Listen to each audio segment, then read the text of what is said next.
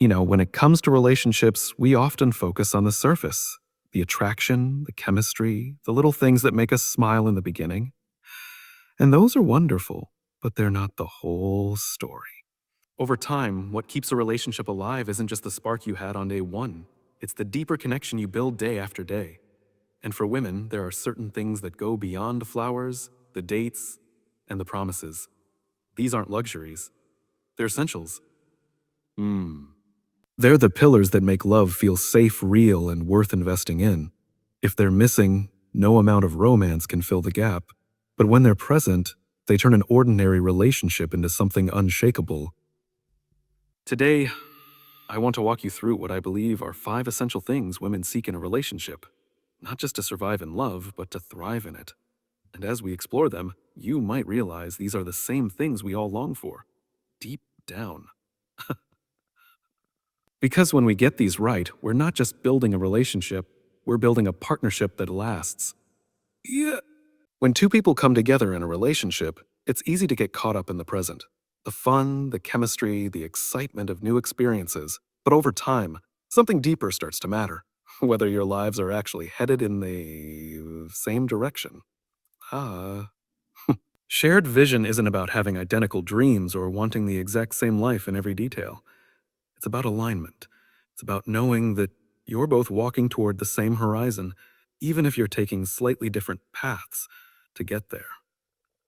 Without that shared direction, you can end up unintentionally pulling each other in opposite ways. You might not even notice it at first. One of you is chasing a future in one city, while the other is dreaming about a life somewhere else. Somewhere else. One is planning to start a family while the other is committed to staying child-free. One envisions building a business together, while the other dreams of traveling the world without the weight of responsibility. On the surface, the relationship might feel fine, but underneath, you're building 2 separate lives that will eventually drift apart. When a woman seeks a shared vision, she's not asking for control over your dreams. She's asking for clarity. She wants to know that what you both value is compatible. You both value is compatible. That the big decisions, where you'll live, how you'll spend your time, what kind of life you're building, won't constantly put you in conflict. She's looking for someone who sees partnership as a journey you take together, not 2 parallel lives that occasionally intersect. This is why conversations about the future matter so much. Not just the light ones about where you'll go on vacation next summer, but the heavier ones about what kind of home you want to build, what kind of work-life balance you expect, how you'll handle challenges when they come. These talks aren't always comfortable. Sometimes they force you to admit differences you'd rather not face. But avoiding them doesn't make the differences go away. It just delays the moment when they become too big to ignore. A shared vision also means shared values. You can have different hobbies, different personalities, different daily routines, but if your core values align, you'll find a way to make it work. Values are what guide your decisions when life doesn't go according to plan. If both of you value stability, you'll make choices that protect it. Fine. If you both value adventure, you'll seek out ways to create it together. If one of you values security and the other values risk at all costs, every major decision will feel like a battle. It's also worth remembering that a shared vision isn't static. People grow. Dreams evolve. Dreams evolve. What you wanted at 25 might not be what you want at 40. The key is not to lock in a rigid blueprint, but to keep the conversation alive. To keep checking in with each other. Is this still where we're headed? Is this still what we want? When you make it safe to update the vision as life changes, you give the relationship room to grow without losing its direction. A woman wants to know that her dreams are part of the equation, not something she has to fight for in the relationship. She wants a partner who doesn't just tolerate her goals, but actively champions them. And she wants to be that person for you, too. That's the beauty of a shared vision.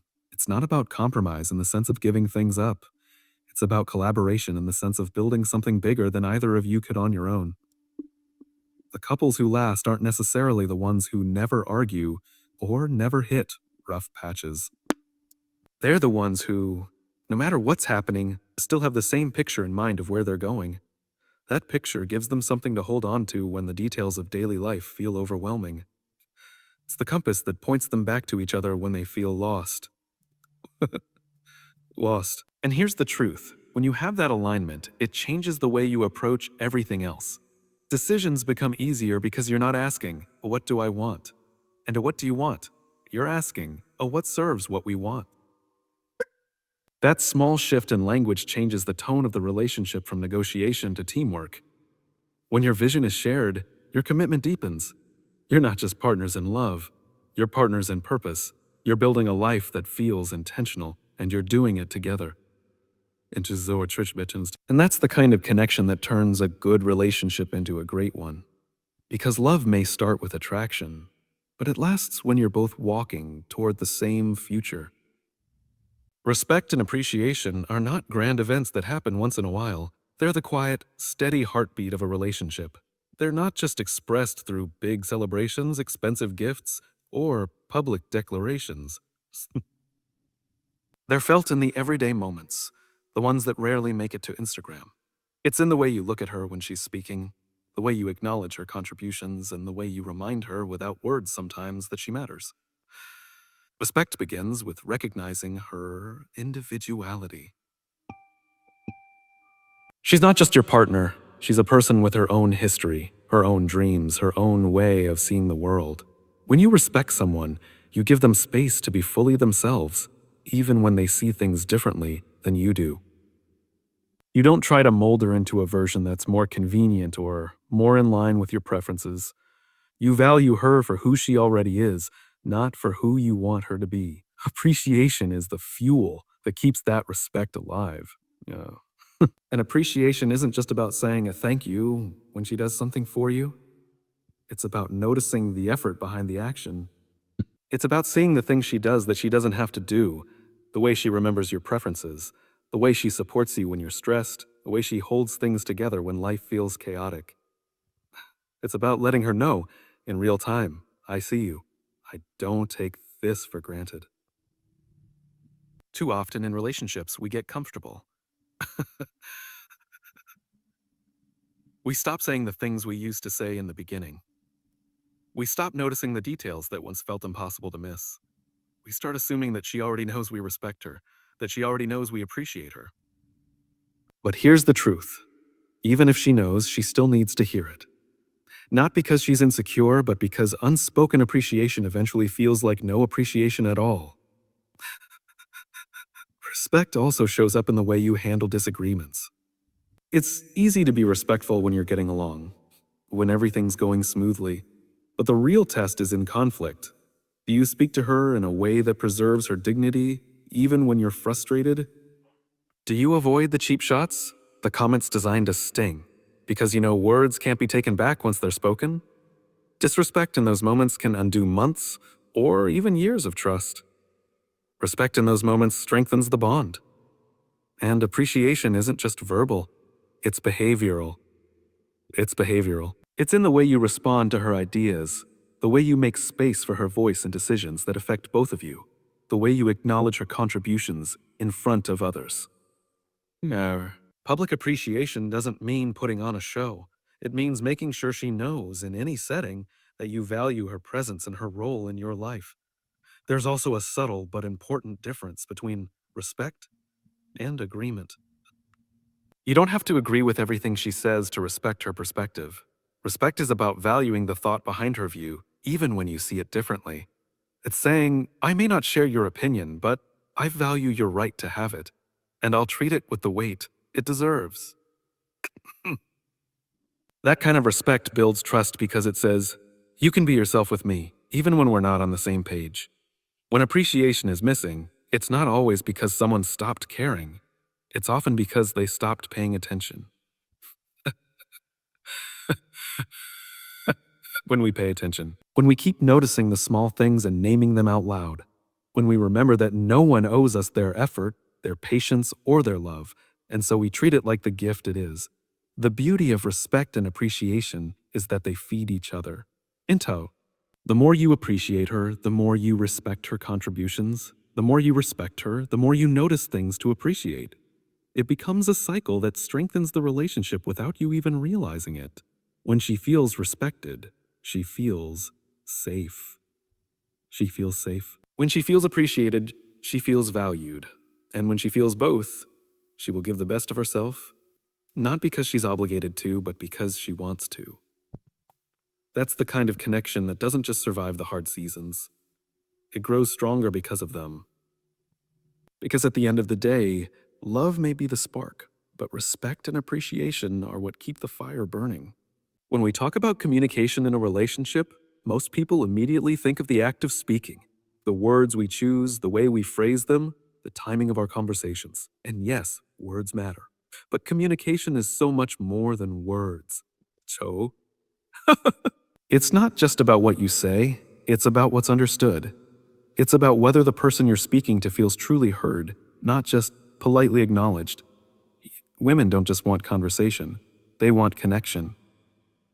They want to know that when they share something important, you're not just waiting for your turn to speak, you're not distracted by your phone, glancing at the TV, or mentally rehearsing your rebuttal. You're fully present. Your body language says, I'm here with you. Your eyes say, I'm listening, and your responses, the pauses, the clarifying questions, the way you remember what she told you last week, all say, care enough to understand. Here's the thing, communication is not about talking more. It's about talking more. It's about talking better. It's about quality, not quantity. You could spend hours speaking with someone but walk away feeling like nothing meaningful happened.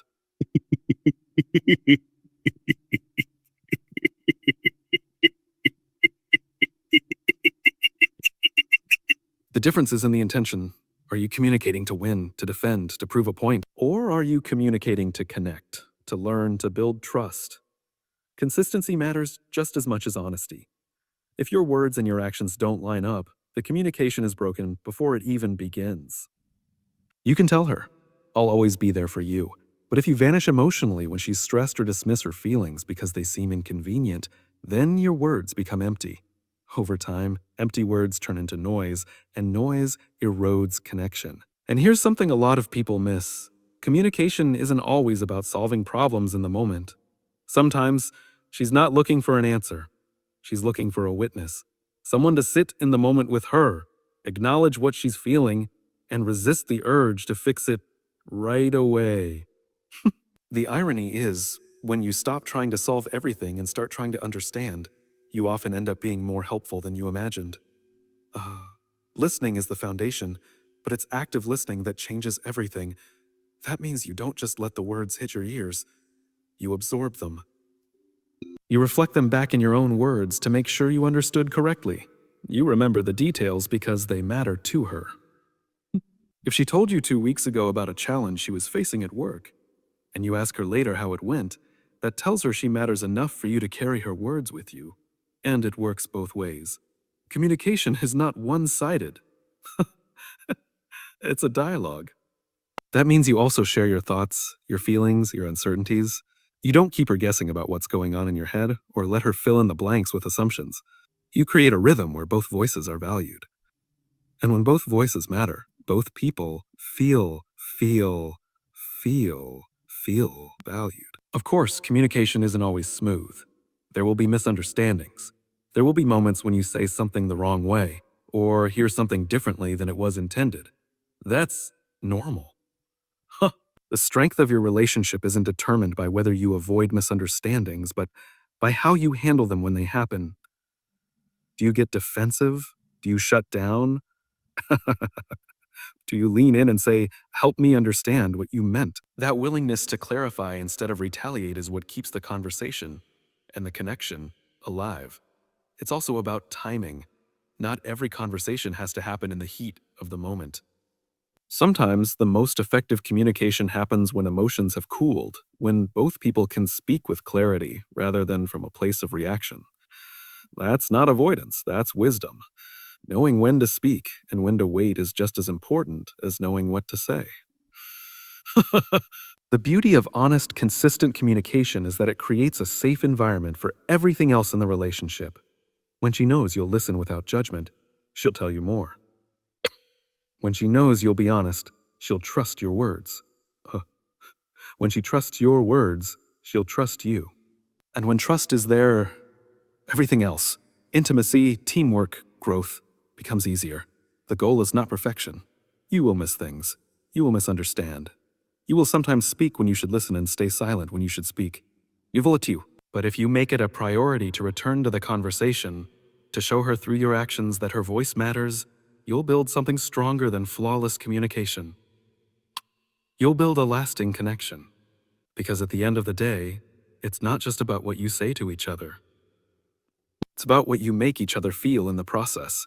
And when she feels understood, she feels loved. When we talk about emotional security, we're talking about something far deeper than comfort or convenience.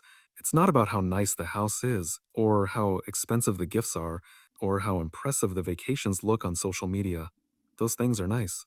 Sure, they're enjoyable. But they're not the foundation of a lasting relationship. Emotional security is about creating a space where she feels she can truly be herself, the unfiltered, unpolished, sometimes messy, always real version of herself, without fear of being judged, dismissed, or made to feel less than. Think about it. In every one of our relationships, there are moments when life gets overwhelming. Work is stressful. Family is demanding. Health isn't perfect. Emotions run high. And in those moments, a woman doesn't want to have to wonder if her partner will still be there in the same way. She doesn't want to second guess whether her vulnerability will be met with compassion or criticism. She wants to know, without hesitation, that she can bring her whole self into the relationship and still be accepted, still be loved, and still feel safe. This kind of safety isn't built overnight. It's built in the small, consistent moments. It's in the way you respond when she shares something deeply personal. Do you listen with your eyes as well as your ears? Do you pause before you jump in with advice and instead try to understand what she's actually feeling? It's in the way you react when she admits a fear or a mistake. Do you use it as ammunition in a future argument? Or do you hold it gently, like something precious, because you know it took courage to share it with you? Emotional security is built on trust, and trust is built through consistency. It's not about being perfect. It's about showing up the same way on the bad days as you do on the good ones. If she can count on you when life is easy, but you disappear emotionally when things get hard, then she doesn't have security. She has uncertainty. Woo, ist verbi. And uncertainty will slowly erode the foundation of the relationship. Now, here's where it gets interesting. Emotional security doesn't come from just saying, "You can trust me." Anyone can say that. It comes from proving it over and over again, often in ways that seem small but mean everything. It's sending that text when you said you would. It's keeping your word even when it's inconvenient. It's being willing to sit with her in silence when she's upset instead of trying to rush her back into happiness, because her sadness makes you uncomfortable. And let's be honest, emotional security is a two-way street. You can't just demand that she trusts you while holding yourself back. Vulnerability breeds vulnerability breeds vulnerability. If you never share your own struggles, your own fears, your own moments of weakness, then you're creating a one-sided relationship where she feels exposed and you feel safe. That's not balance. That's not partnership. When you open up, when you risk letting her see the parts of you that aren't polished, you send a powerful message. I trust you enough to let you in. That's when the bond deepens.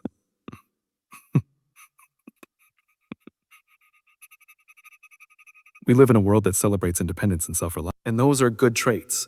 But in a relationship, emotional security means you don't have to go through everything alone. It means you can lean on each other without shame. It means you don't have to armor up before you walk through the door at night.